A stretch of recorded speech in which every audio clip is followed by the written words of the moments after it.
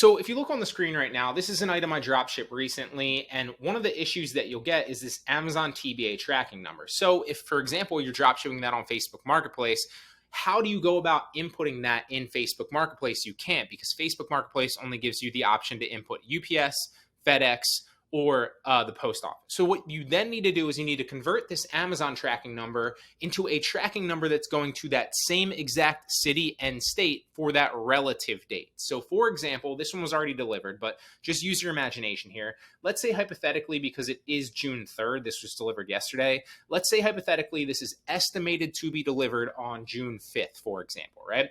And it's going to Philadelphia, PA.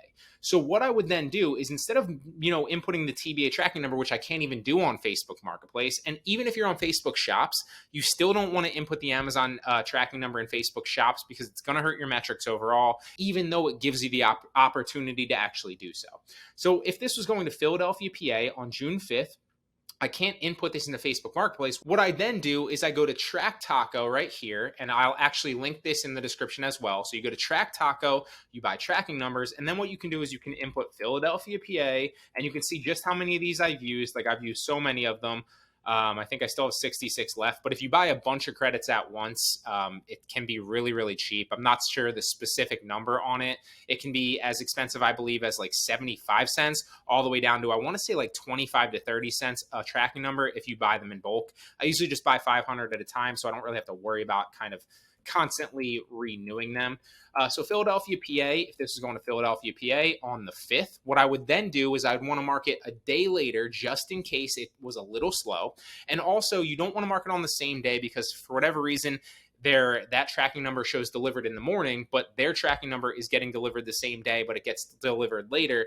You don't want to run into an issue where the customer is questioning it and being like, hey, my thing showed up as delivered, but it's not here yet. So always go at least a day later, preferably even two. The only issue that you're going to face there is you're going to get your money a day or two later when the tracking number is actually delivered instead of the actual package. But if they receive their package first and the tracking number shows a day later that it's delivered or two, they're not even going to pay attention to it, number one.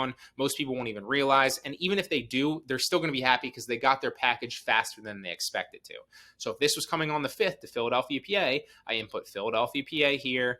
I put the 6th because it's a day later, so I'll go 6th to 7th, and then I'll wait for it to pop up with the estimated available tracking numbers. It found 4,000 between FedEx and UPS together. I click Get Tracking Number. I wait for it to generate that tracking number to Philadelphia, PA on, if we click the UPS tracking number right here, it's going to show me when it's delivered, and it should say the 6th or the 7th. This is coming on the 7th. So perfect. Then I would copy this tracking number. I would input it into Facebook Marketplace on that order. And now I have a tracking number that's going to that city, that state, estimated slightly later than the actual item is getting there. The customer's happy. I'm happy because I don't have to run into an issue where I can't input that tracking number and I get the order canceled. And obviously the platform's happy because it looks like you're inputting tracking numbers on time and you don't run into any issues, okay? So that's the first way to do it, is you want to convert Amazon TBA tracking numbers into Track Taco tracking numbers, which then generate you a UPS or a FedEx tracking number to that city and state on that estimated delivery date.